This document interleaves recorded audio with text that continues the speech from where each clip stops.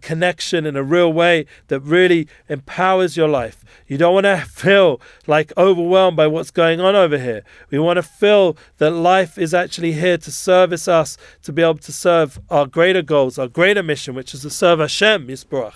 Remember that we have that in mind in everything we're doing. It's not just some whatever journey. It's a very meaningful, purposeful experience. So that was the first three parshas of Shovavim with the chazak from Parshas Bereshis, and now the Sefer Bereshis. Now we're bringing it in as we're continuing through this Sefer of redemption, Sefer Exodus, movements of God's people. As we sang last week, we went into last week the public victory. We have to bring all that energy with us into going into public exposure to Parshas B'Shalach, a time to go out through the Yam Suf. We're now become a nation. We've become a people. We are clear with that Hashem, that God, the creator of the world, is constantly making miracles for us and guiding us through the desert, through our darkest moments, through our most difficult challenges. Excuse again the voice. We have the ability to sing.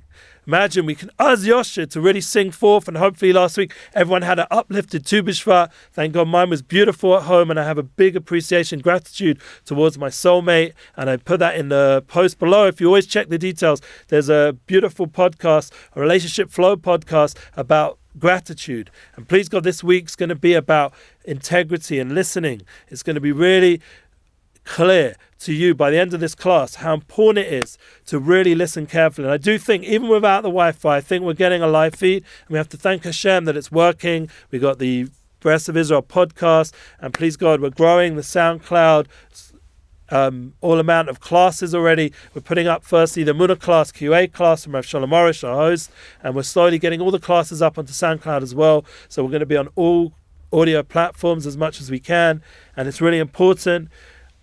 Someone's writing, selfish egoist. Yes, so how do we get rid of the ego? That's a good point. So we're going to talk about that today, and it's really a key to really being able to go public. You have to, that is a big part of it. You have to sort of remove the ego in the mission of what you're trying to do. So the first things first, we started off with going public last week with the importance of win-win, of really wanting others to succeed.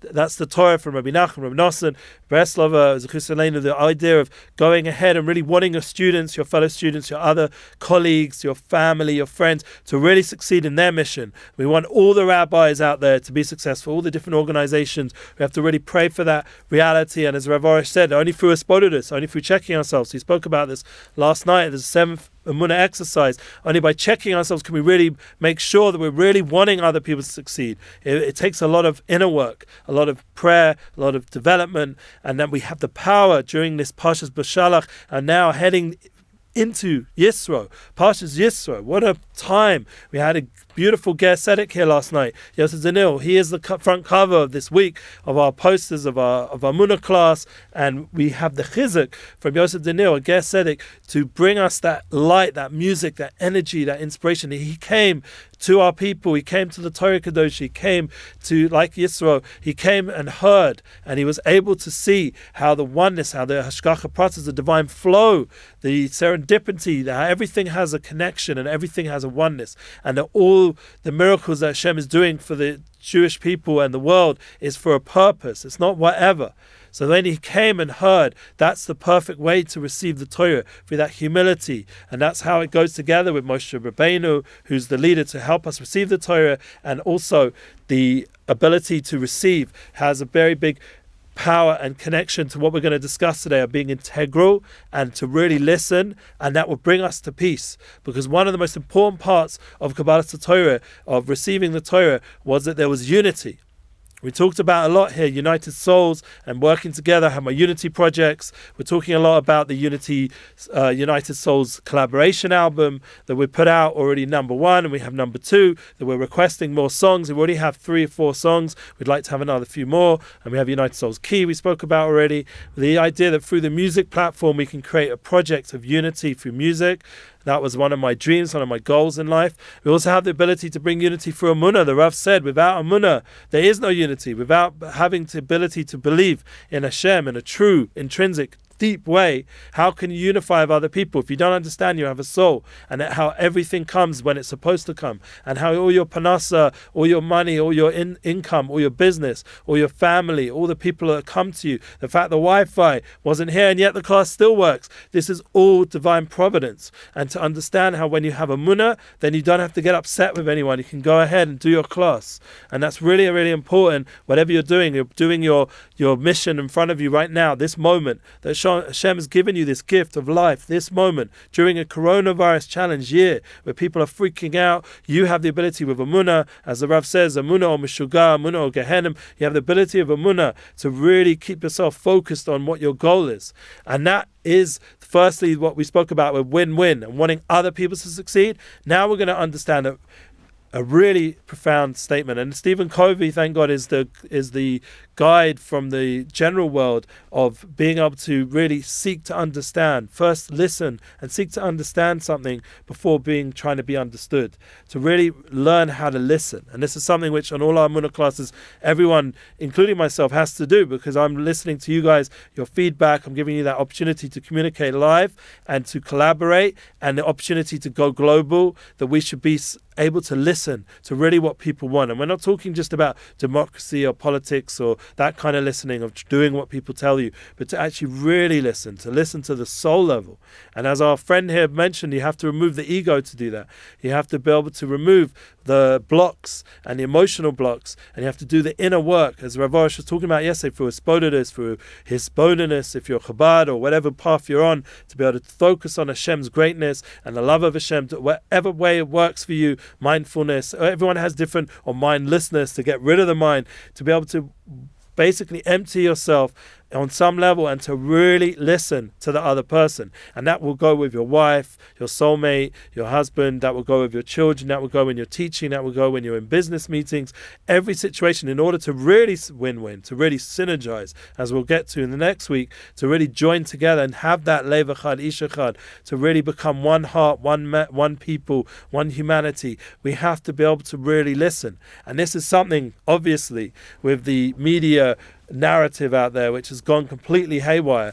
And if you listen to Peter Sanatello, how he talked about the US and the good things and the not good things, you'll see over there that he explained it very cleverly. And I have to say, I was very impressed from his way of explaining it. And also all the people that come, like Nissim Black and people that have come, who are Gerim, who've come to the Jewish people, how they explain their experience, that it's very important to understand and be able to really listen. There are people who've listened, like Yisro, they've listened and they've understood on a deep level what the message is out there, and how the media is no longer listening. It's just giving you a narrative. It's just feeding you what they want you to hear. And they themselves need to check themselves, because they're not even listening anymore to what they're saying. They're not even listening just go to Ben Shapiro. I'm not getting political, but just go to his podcast and listen to how he explains how much everything has become filled with lies these days. It's no longer authentic when you hear media content. It's like so obvious. You can just take even like a week before, even sometimes even on the same day. It's lacking authenticity.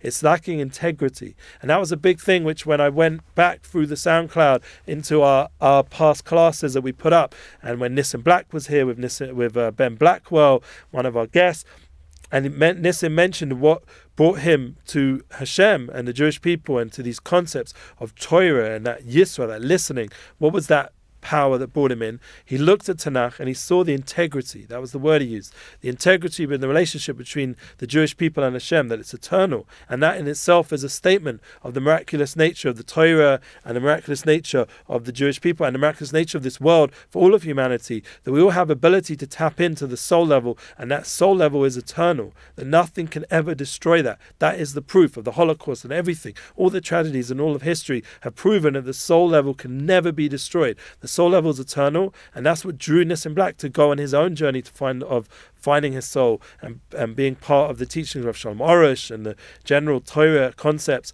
But that's the same, say, with Yosef Daniel and his music, his ability to communicate, and same with Nissim Black with his music and our other guests, musical guests. There's a certain soulful connection that all of them share, and that soulful connection is eternal. That soulful experience that you've been listening to on these classes, these messages of truth, these are eternal messages, and no one can take that away.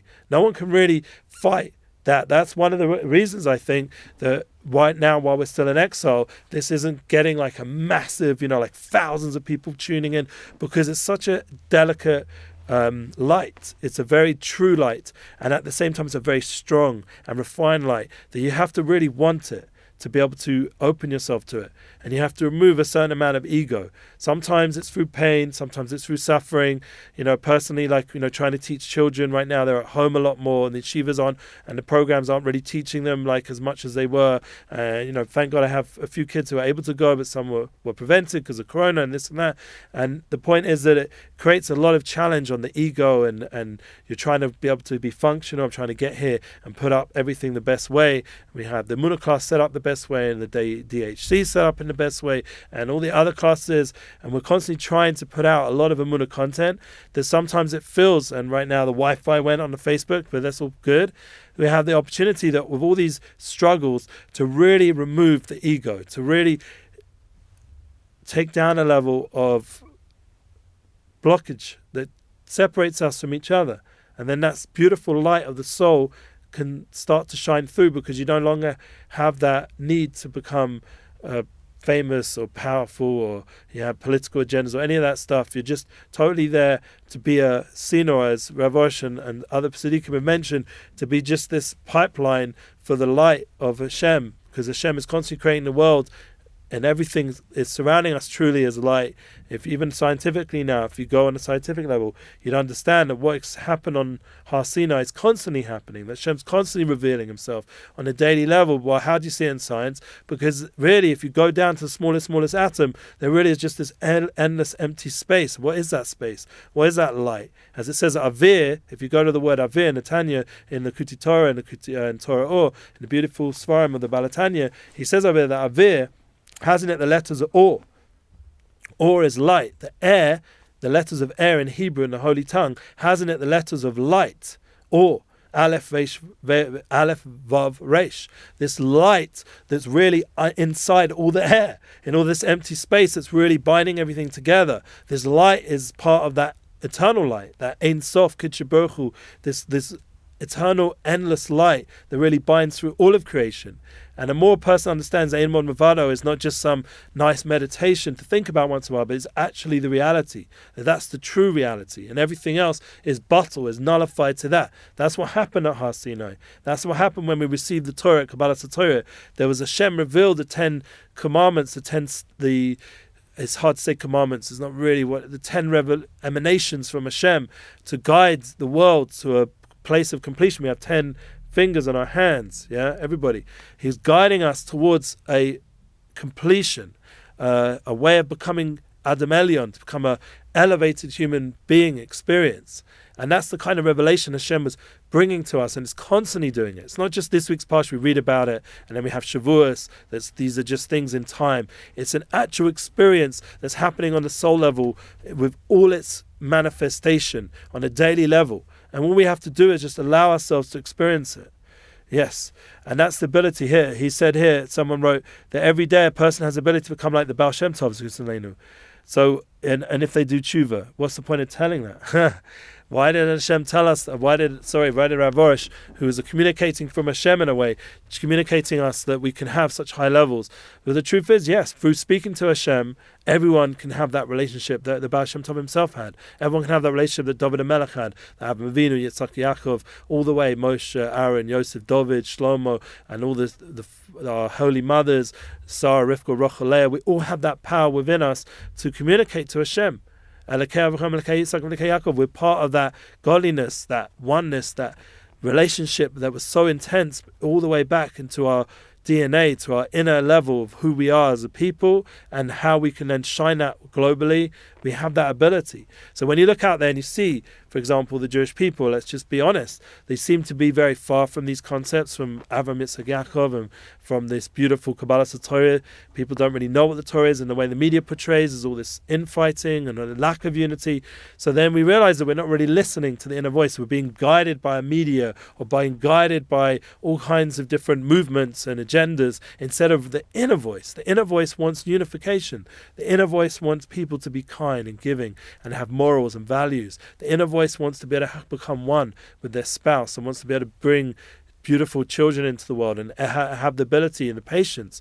And that's something we have to pray for a lot. The patience right now to really listen to what they want, to our children, to really what they're getting at. When they're playing up, there's actually underneath a beautiful voice of a soul trying to connect to the parents and needing that attention. And rather than reacting, which I sometimes do, we have to learn, and I'm human, so I have my ups and downs. We have to learn how to really connect.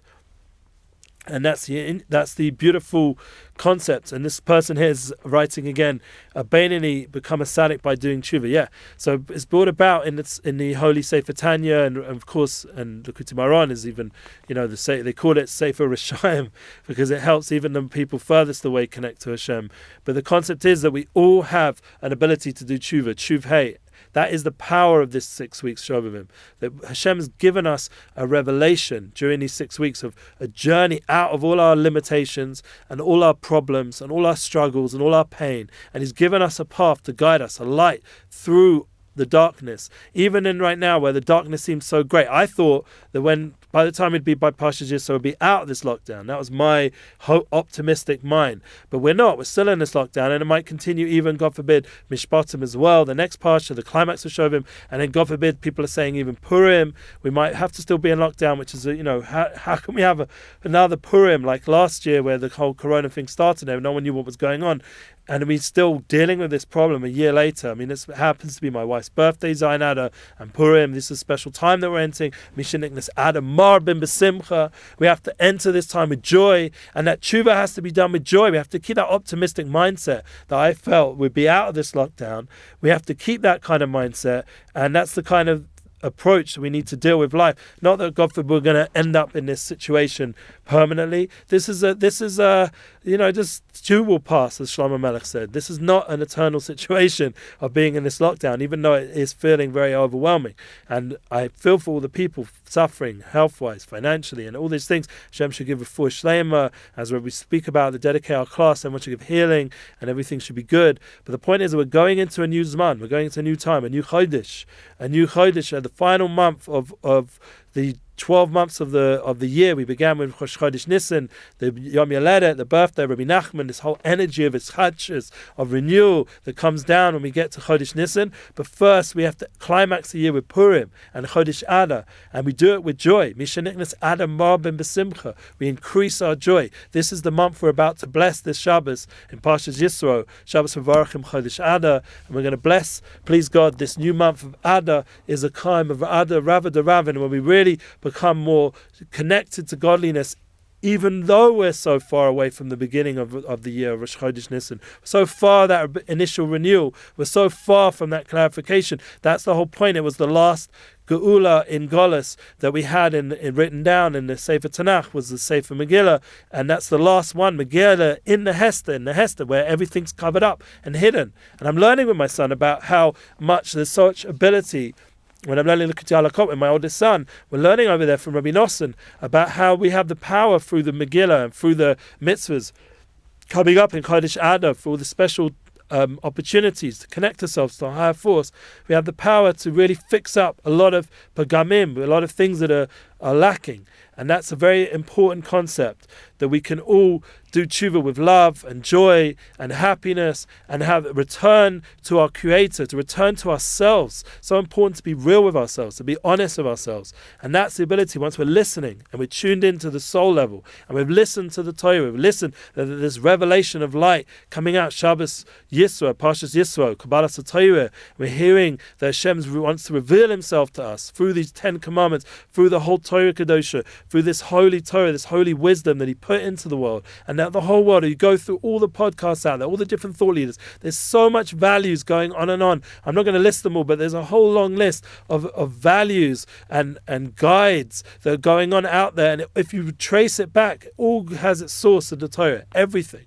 All the good concepts of, say, for minimalism, I don't know how to say it for some reason, you guys help me, being more minimal, being able to minimize all your physical things. It's such a Torah concept. It's, the idea of Precious from Gashmias, and even at Kabbalah Torah, we had to parish ourselves from being more physical. We had to extract ourselves from being more involved physically. That whole concept of minimalism. And then we have the whole concept of mindfulness. Obviously, we talked about it many times, meditation and spodiness and isbodiness. We have it all in the Torah Kadosh. And then every single great movement that's existing right now, that people are trying to find meaning, even the tarot cards, people are trying to find guidance and from this, these cards. And really inside every person has so much source of guidance, the intuition. There's such a soul presence that all the different things that people are searching through and looking for inside each person, there's a tremendous power. So I'm asking you guys, as we end this class, to really listen. And I ask you to join me next week. I'm going to be doing a United Souls class, a course, and I ask you to sign up there. It's the links below in the Eventbrite. I need your support. I want it to go global, this concept of unity and Emuna. It needs to go into other spaces than just our own platform, what we have here. It needs to go out. You guys need to share it into your network, and you can sign up with me on that link below and join me in the ability to create more of experience of United Souls online through learning the concepts, and we're going to talk very much more about synergization of what it means to really join with other souls and how we do work and how we do everything of family. It's something which I aspire for. It's not just something I'm teaching because it's interesting. It's something very fundamental right now, that we're being forced in a way to be at home with our family more, to be able to be less distracted. I was hoping by now I'd be organizing a whole Pesach program and this and that, and it's all been held up because Hashem wants us to be more internal, more together on an internal level. So as much of lack of unity we see outside in the world and all the narratives, the more we tune into the inner voice, that there's an inner will to connect, there's an inner will to have good values and to not be involved with that whole lack of unity, that lack of oneness, that lack of listening, that the dialogue should have real communication, that we really listen to the other person before we give our opinion. We really listen to the other person before we tell over what we intended to say. And that's something which all of us can do hard work on. Stephen Covey said it's the hardest thing to work on, the hardest habit that he put out there in his 7 habits. And I agree 100% for our generation to truly listen and to listen to the other person. Right now, people are writing things to listen before we write, before we post, before we put out stuff, to really understand the concepts. And once we've internalized, that's the internalization, with that integrity, that honesty, that truthfulness, that humility. We've internalized all these concepts of Emuna that we get from Rav Orish every week. And next week, we don't even know yet who the special guest is. It could be the Lighthouse Torah Project, we're hoping would join us. It could be Rabbi Green. There's a few options going on because we're doing Zoom instead of what we intended to have a musical guest, Shafaria, we've had to delay, unfortunately. But it's all good because I ask you guys, by collaborating and joining us, the guests will hopefully, whoever ends up being the final guest, and we'll put it out there by the end of the week, we'll promote it as always. You guys have the opportunity to share these classes, so it shouldn't just be me talking to you, but it should go to your friends, to your communities, to your groups online, wherever you are. And on Instagram, you can follow us and make sure that the Instagram page grows. Thank God it is growing. And you have the TikTok even, like I said, in the Emuna class, that someone even was motivated from my last class to make an Emuna TikTok. At 3 a.m, they put out another Emuna TikTok.